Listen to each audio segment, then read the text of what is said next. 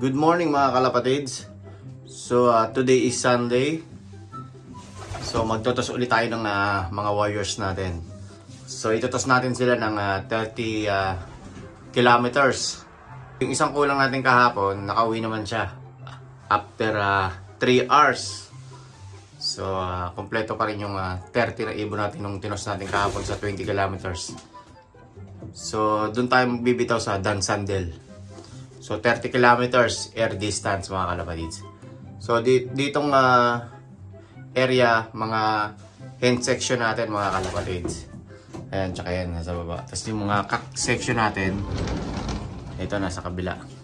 So bali box perch lang ang ginamit ko para medyo maluwag. Tsaka minsan kasi pag nadulas yung ibon sa B-perch, pwedeng mabalian yung mga wires natin, lalo kung dikit-dikit yung mga B-perch natin. Kaya pinalitan ko mga kalapatids. Tapos yung stock cock natin, ayan mga kalapatids. Bali kahapon pinalipad ko yung mga cock na stock ko, tsaka yung hen nandun sa breederan. Para once a week pinapalipad ko yan. So karga muna natin yung mga wires natin mga kalapatids. Tapos na ulit tayo. Tapos next week, huling toss na natin yun kasi mag-i-start na yung club training toss, 105 kilometers agad.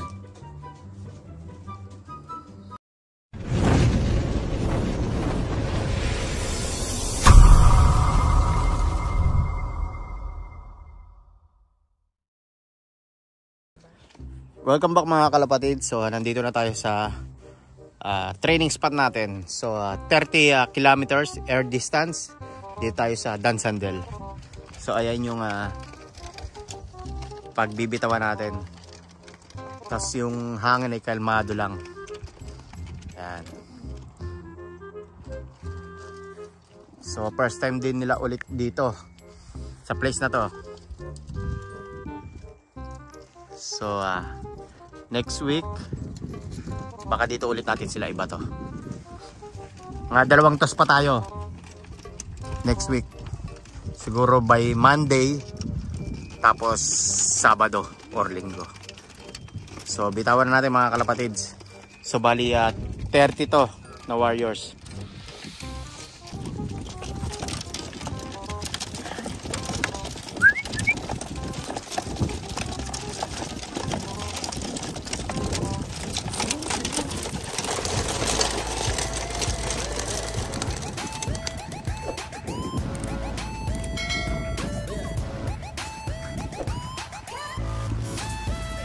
Warriors natin.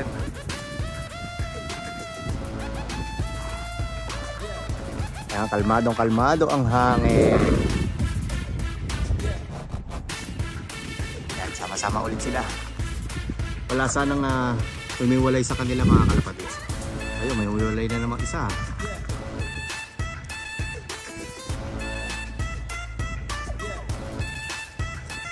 Ayun, sama-sama pa rin sila.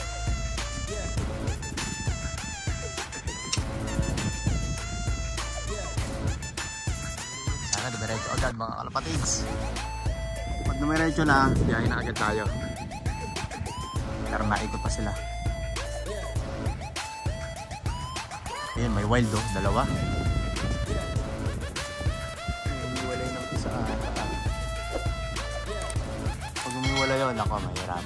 Ayun.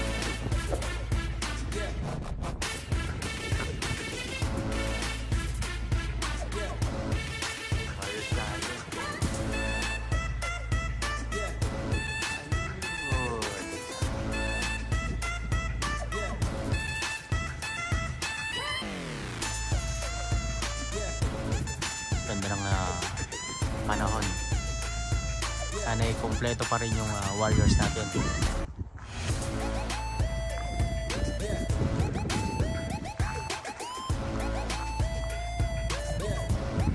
So 8 AM nga natin ni-release. So titingnan natin kung ganda-ganda yung datingan nila. Ayun oh, naiiwan yung isa. Ayun, bumitaw ulit isa. Ayun. Isa, bumitaw. baka nag-iikot pa. So biyahe na tayo mga kalapatids at hintayin na lang natin sila sa bahay. Hindi ko makita, mataas na. A few moments later. So mga kalapatids, nandito na tayo. Ayan, kararating lang yung Warriors natin. So bali 8:02 natin binitawan, dumating ng oras 8:32, 31 minutes. Mukhang kulang to Ayan, kararating lang natin. So 31 minutes.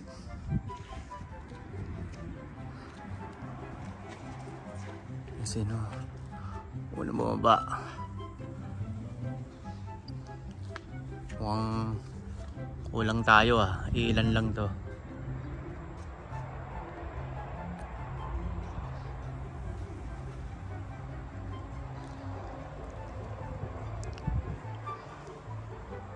Saktong-sakto pagdating natin, dumating na rin sila.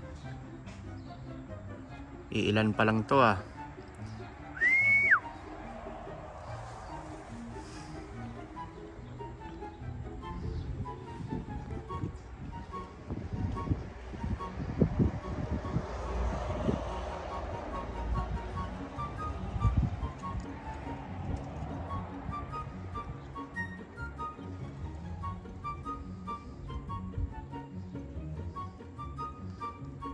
Hindi pa nababa.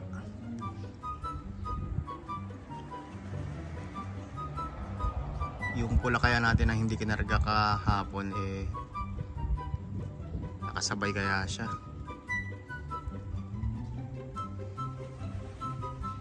Ayun, may dumating pang dalawa.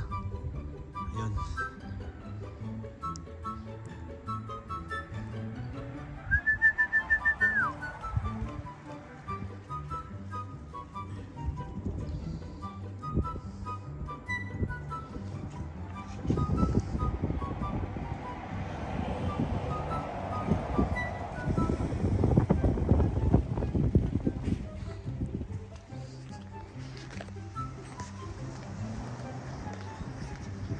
Bawi natin doon sa bubong ng kapitbahay. Ay, pumaba na. Ay, pumaba na.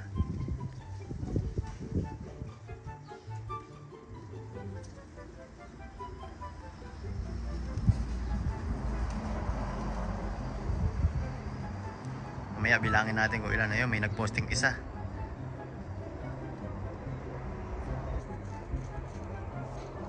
Apat pa nalipad. Hindi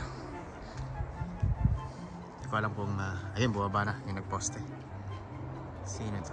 Baka yung pink na sing-sing na naman, yun lagi nagpo-poste.